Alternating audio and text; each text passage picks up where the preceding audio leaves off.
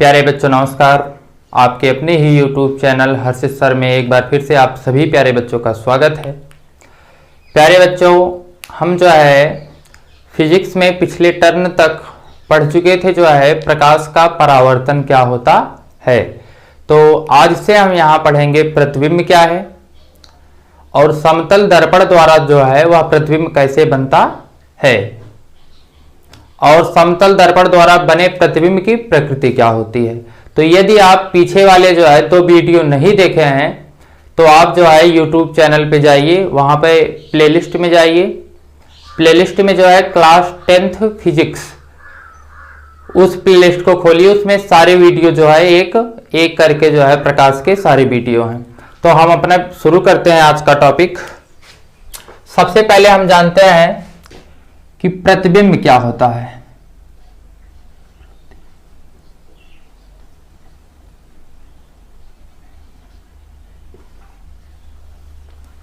प्रतिबिंब, इमेज, जिसको हम लोग परछाई भी कहते हैं। तो देखिए प्रतिबिंब की परिभाषा क्या है। कल हम लोग परावर्तन पढ़ चुके थे। देखिए परावर्तन अगर पढ़े हैं तभी प्रतिबिंब की परिभाषा समझ पाएंगे, अन्यथा नहीं।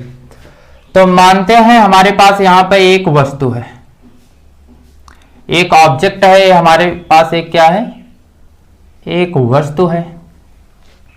अब इस वस्तु से दो प्रकाश की किरणें चलती हैं। कितने प्रकाश की किरणें चलती हैं? दो। पहली प्रकाश की किरण और दूसरी प्रकाश की किरण। एक वस्तु से दो प्रकाश की किरणें चली, पहली और दूसरी।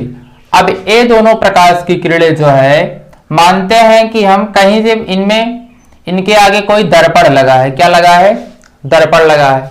वह दर्पण जो होता है वह गोलीय दर्पण भी हो सकता है, समतल दर्पण भी हो सकता है, कुछ भी हो सकता है।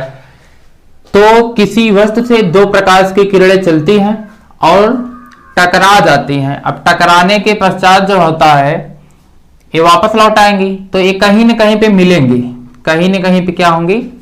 मिलेंगी। तो यही जो इनका मिलान बिंदु है इसी को हम लोग कहते हैं प्रतिबिंब। प्रतिबिंब।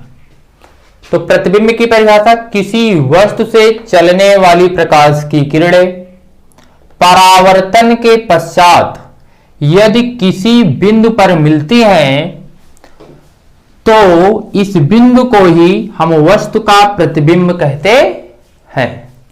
ये हो गया हमारा परावर्तन के द्वारा इसमें प्रतिबिंब बना है। ठीक है। अभी अपवर्तन के द्वारा भी प्रतिबिंब बनता है। जैसे मान लीजिए हमारे पास यहाँ कोई लेंस वगैरह है और यहाँ पे कोई वस्तु है। अब इस वस्तु से प्रकाश की किरणें चलेंगी और चलने के पश्चात यदि कहीं पे मिल जाती हैं तो यही हमारा क्या हो जाएगा? प्रतिबिंब। तो प्रतिबिंब की परिभाषा क्या है? किसी वस्तु से चलने वाली प्रकाश की किरणें परावर्तन या अपवर्तन के पश्चात जहां पर मिलती हैं वही उस वस्तु का प्रतिबिंब होता है। फिर से सुन लीजिए, किसी वस्तु से चलने वाली प्रकाश की किरणें परावर्तन या अपवर्तन के पश्चात एक दूसरे को जिस बिंदु पर मिलती हैं वही बिंदु ही वस्तु का प्रतिबिंब होता है।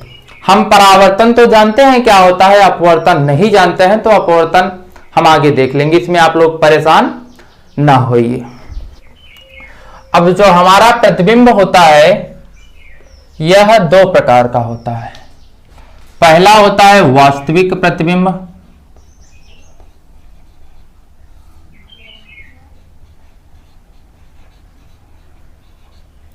और दूसरा होता है आभासी प्रतिबिंब।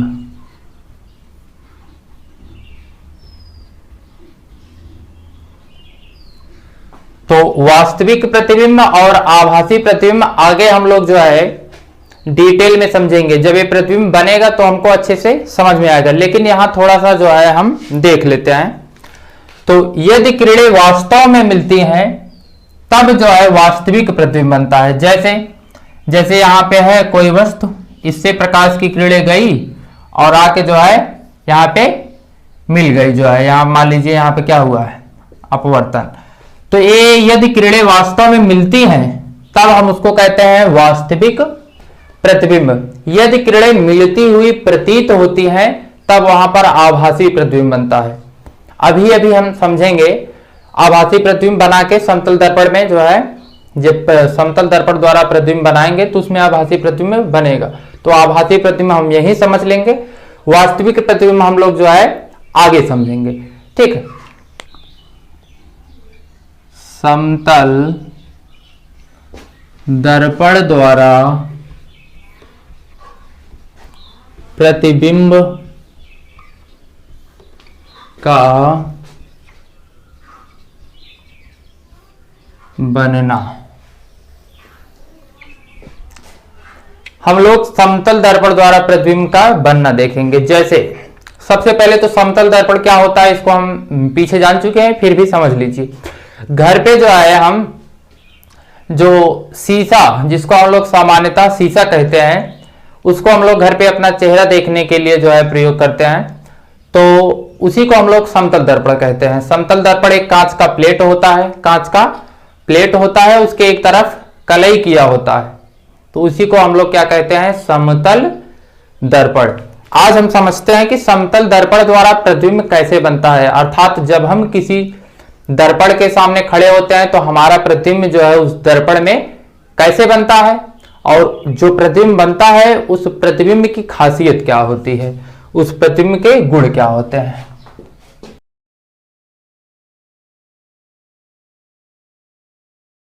तो हमारे पास है ये समतल दर्पण,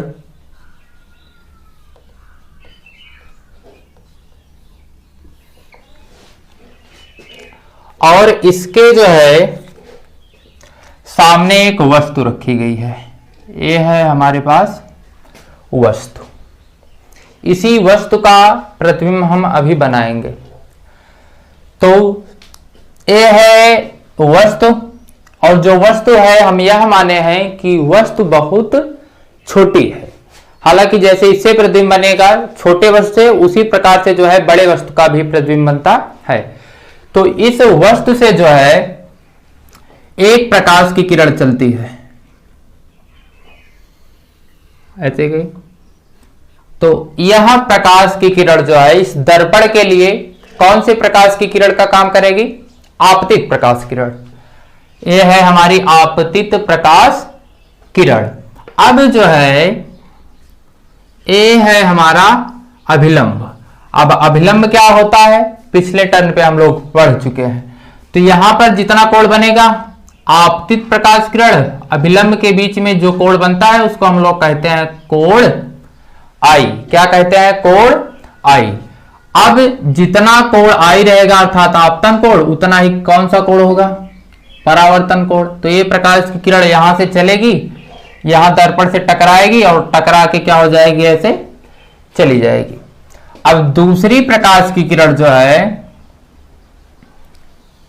जो कि नीचे से गई और ऐसे यहां टकराई, इसके लिए अभिलंब होगा, जितना कोण ए वाला होगा इसको हम मान लेते हैं I1, यहां पे उतना ही कोण ए हो जाएगा हमारा R1। जितना आपतन कोण उतना परावर्तन कोण। ठीक है, अब समझिए। तो हम तो पढ़े हैं कि जो है किसी वस्तु से चलने वाली प्रकाश की किरणें परावर्तन के पश्चात जहां टकराती है वही प्रतिबिंब होता है। तो क्या ये दोनों प्रकाश की किरण जो है टकराने के पश्चात कहीं पे आपको मिलेंगे, ऐसे लग रहा है, वो बढ़ती जाएगी। तो ये दोनों किरणें जो है आगे जाके जो है इनके बीच की दूरी बहुत ज्यादा हो जाएगी, तो बढ़ती जाएगी, तो काटेंगी कहां। तो इनको हम क्या करते हैं, पीछे बढ़ाते हैं। इन किरणों को जो है हम कहां बढ़ाएंगे, पीछे बढ़ाएंगे।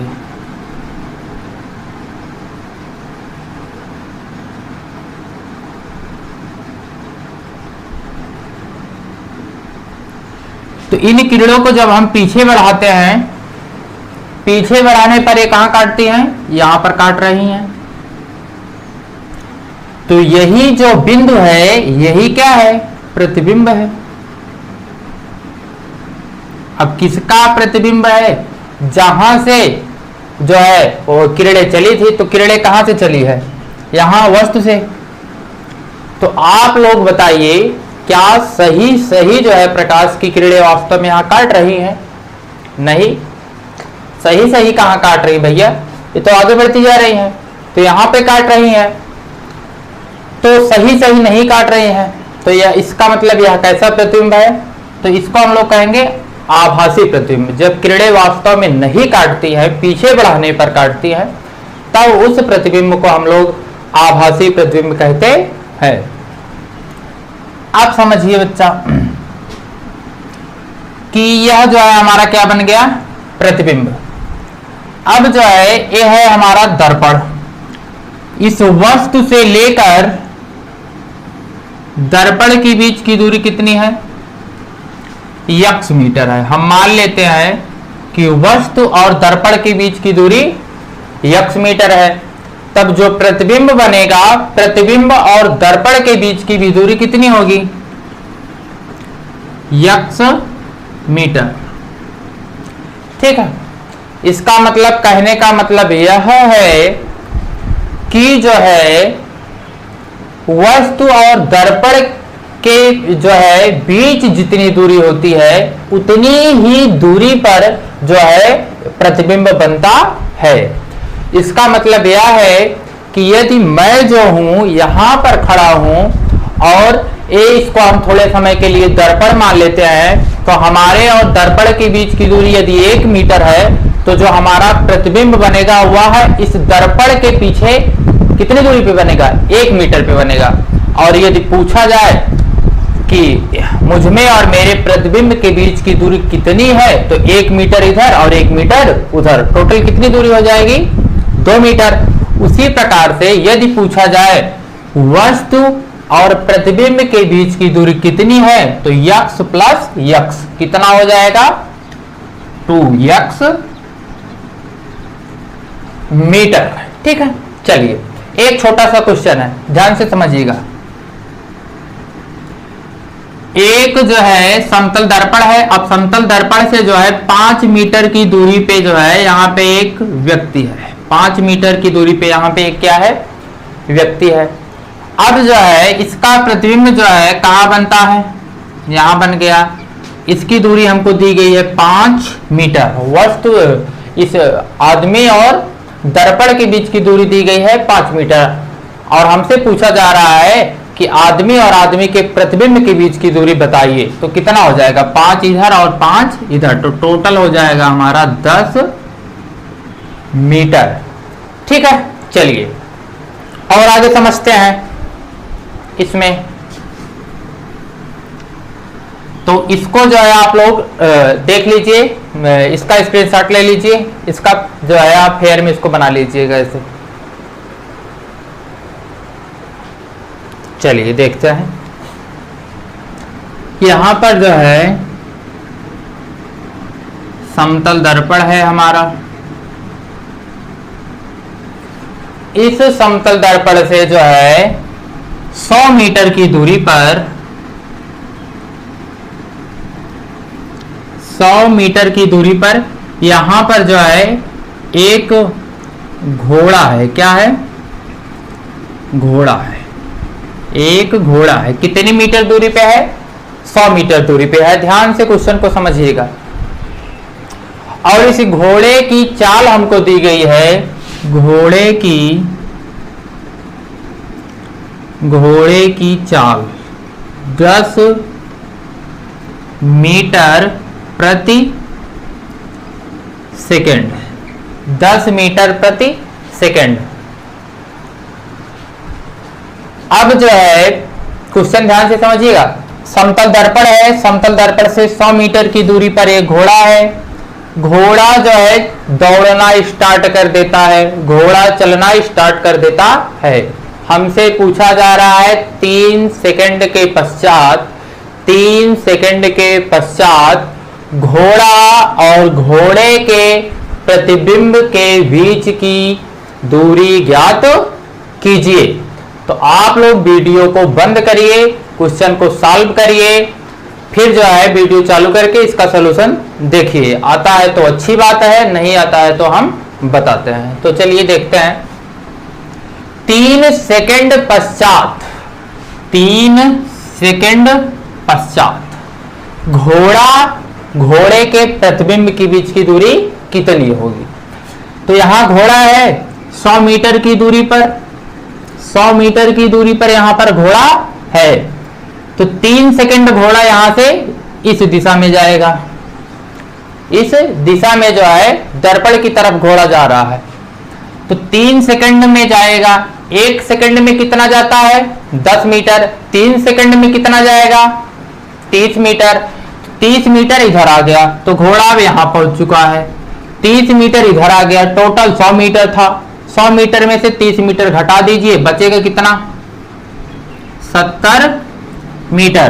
तो घोड़ा यहां पे पहुंच चुका है और घोड़े और दर्पण के बीच की दूरी इस समय कितनी हो गई है? 70 मीटर। अब 70 इधर है तो 70 ही इधर होगा। घोड़े के प्रतिबिंब यहां बना है 70A और 70A, टोटल कितना हो जाएगा? 140 मीटर। ठीक है, क्वेश्चन समझ में आया? चलिए, इस टाइप के क्वेश्चन और भी कराए जाएंगे, आप लोग परेशान मत रहिए। चलिए भाई, अगला क्वेश्चन सुनिए। अगला क्वेश्चन यह है कि समतल दर्पण यहां पे है और एक धावक है। धावक का मतलब जो दौड़ता है। तो एक धावक है यहां पे। चलिए, ये जो है दौड़ के इधर जाएगा। ये धावक जो है, धावक की चाल है, धावक की चाल है 2 मीटर प्रति सेकंड। धावक की चाल है 2 मीटर प्रति सेकंड।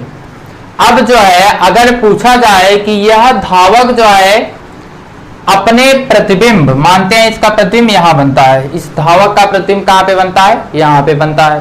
अब अगर पूछा जाए कि धावक जो है दर्पण की ओर कितने चाल से जा रहा है? 2 मीटर प्रति सेकंड।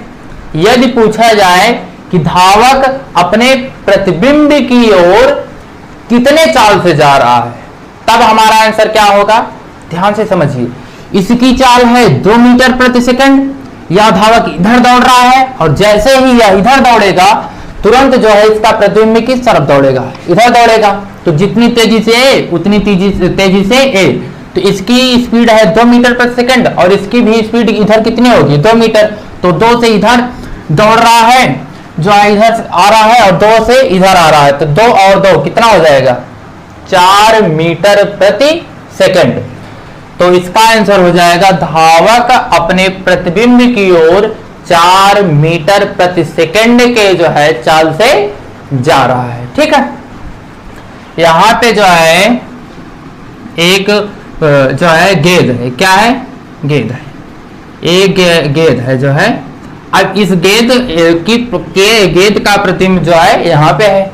अब यह गेंद जो है 100 मीटर प्रति सेकंड के वेग से जो है दर्पण की तरफ जा रहा है। यदि पूछा जाए गेंद जो है अपने प्रतिबिंब की ओर किस चाल से जा रहा है, तब हमारा क्या हो जाएगा? यक्स इधर और यक्स इधर। तो इसका आंसर हो जाएगा 2x मीटर प्रति सेकंड। गेंद अपने प्रतिबिंब की तरफ 2 मीटर प्रति सेकंड की जो है वेग से जा रहा है। ठीक है, चलिए, अब तक हम क्या देख रहे हैं कि अब तक हम देख रहे हैं कि सारा जो है वह दर्पण की तरफ आ रहा है। ठीक है, अब यदि जो है दर्पण से हम दूर जाएं तब क्या होगा?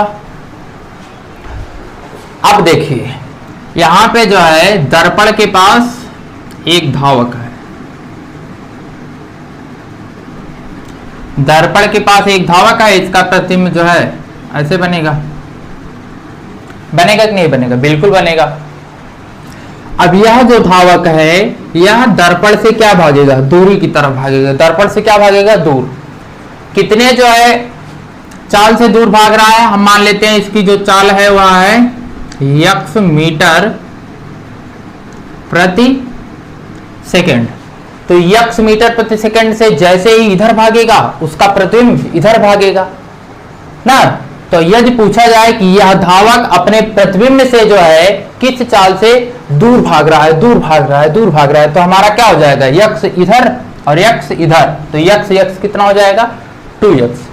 तो इसका जो प्रतिबिंब है वह 2x जो है मीटर प्रति सेकंड के वेग से जो है यह अपने प्रतिबिंब से दूर भाग रहा है। ठीक है, चलिए समझ में आ रहा हो तो वीडियो को लाइक शेयर और कमेंट वीडियो में जो है कर दीजिएगा। चलिए इसके बाद हम देखते हैं कि कोई जो है यहाँ पे एक समतल दर्पण है,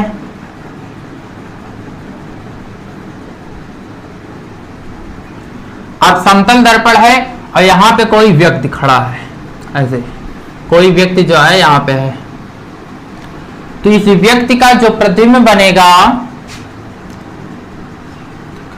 हाँ, इस व्यक्ति का ये जो प्रतिबिंब बनेगा यह हमेशा क्या होता है, सीधा होता है। क्या होता है, सीधा होता है। और अभी शुरुआत में हम पढ़ चुके थे कि यह प्रतिबिंब कैसा प्रतिबिंब है, बताइए, आभासी प्रतिबिंब है। तो समतल दर्पण द्वारा बना प्रतिबिंब सदैव सीधा और आभासी होता है। अब समझिए बच्चा, ठीक है ना, क्या क्या रहेगा, आभासी और सीधा। ठीक है,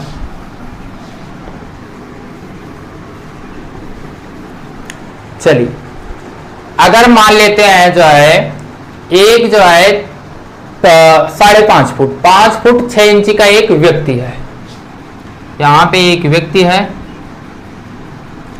इसकी लंबाई कितनी है, इसकी लंबाई जो है वह 5 फुट और 6 इंच है। इस व्यक्ति की लंबाई 5 फुट 6 इंच है। अब इसका प्रतिबिंब जो है यहां पर बनेगा। अगर पूछा जाए कि इस प्रतिबिंब की लंबाई कितनी होगी तो हमारा आंसर क्या आने वाला है, बताइए आप लोग। बिल्कुल 5 फुट 6 इंची ही होगा। इसका मतलब क्या है, किसी समतल दर्पण के सामने जितना लंबाई का वस्तु रहेगा उतनी ही लंबाई का जो है उसका क्या बनता है, प्रतिबिंब भी बनता है। तो ये व्यक्ति जो है 5 फुट 6 इंच का, इसका प्रतिबिंब भी 5 फुट 6 इंच का ही बनेगा। यह केवल समतल दर्पण के लिए हम पढ़ा रहे हैं, जितनी बातें बता रहे हैं यह केवल समतल दर्पण पे ही लागू होंगी। आगे हम जितना भी आएगा सब बढ़िया से पढ़ेंगे, आप लोग बिल्कुल परेशान मत होइए। हाँ, तो इसी में हम देख लेते हैं जो है कि समतल दर्पण जो है भाई जितना जो है वस्तु की लंबाई उतना ही प्रतिबिंब की लंबाई। तो समतल दर्पण का आवर्धन हमेशा, समतल दर्पण का आवर्धन वह कितना होता है, 1 होता है। समतल दर्पण का आवर्धन कितना होता है, 1 होता है। ये जितनी बातें आपको बताई जा रही है याद रखिए, भविष्य में जो है कंपटीशन तक जो है सारे क्वेश्चन आपको पूछे जाएंगे। जो है बहुत इंपॉर्टेंट चैप्टर है, जो है समतल दर्पण द्वारा प्रतिबिंब का बनना बहुत इंपॉर्टेंट है। ठीक है, तो ठीक है भैया, इतना हो गया। चलिए आपके यूपी बोर्ड में एक क्वेश्चन पूछा जाता है बहुविकल्पी में। क्या है क्वेश्चन, क्वेश्चन है कि समतल दर्पण की फोकस दूरी कितनी होती है। तो इसका आंसर क्या है, समतल दर्पण की फोकस दूरी अनंत होता है। कितना होता है, अनंत। समतल दर्पण की फोकस दूरी कितनी होती है, अनंत होती है। याद रखिएगा कि समतल दर्पण में जो है क्या होता है कि मान लीजिए मैं यहां पे ऐसे खड़ा और मेरे सामने एक क्या है, समतल दर्पण।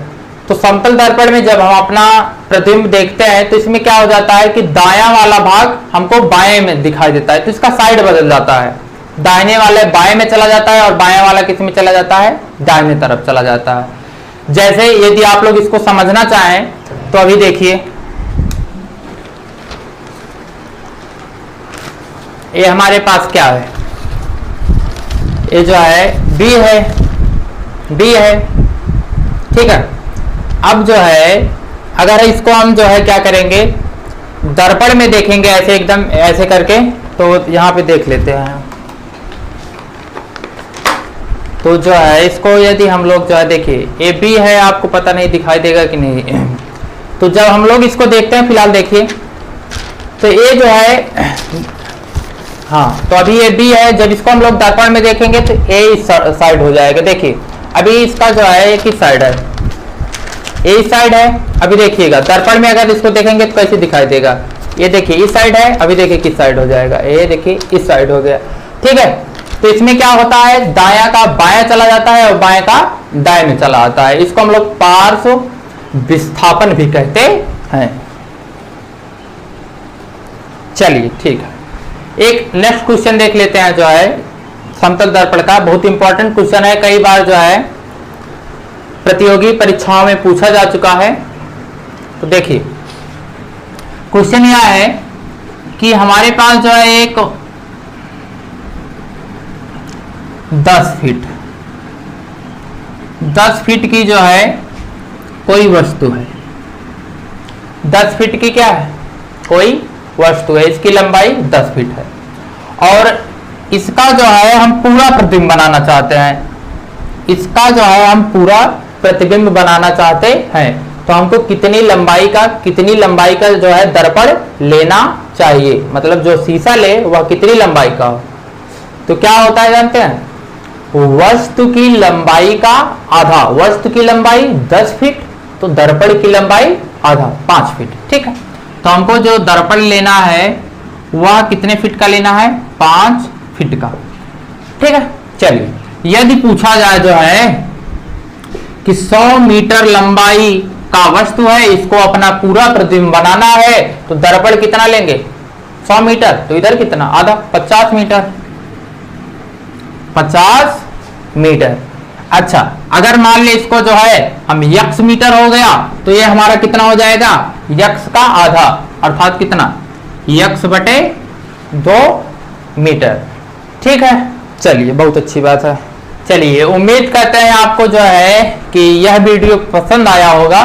वीडियो पसंद आया होगा तो आप जो है चैनल को सब्सक्राइब कीजिए, वीडियो को लाइक कीजिए और इस वीडियो को जो है इतना शेयर करिए कि जो है जो हाई स्कूल में बच्चे पढ़ते हैं और जो प्रतियोगी परीक्षाओं को जो है देना चाहते हो, वह जो है कि उन तक यह वीडियो जरूर पहुंचे। और जिन बच्चों को जो है ऑनलाइन क्लास ज्वाइन करना है बिल्कुल फ्री, जो कि है 9th और 10th के लिए, वह हमारे व्हाट्सएप नंबर 9336 38 0252 पर जो है स्टूडेंट जो पढ़ना चाहता हो उसका नाम, पता और क्लास, ये तीनों चीज जो है आप क्या कर दें, व्हाट्सएप कर दें, ठीक है। बहुत बहुत धन्यवाद।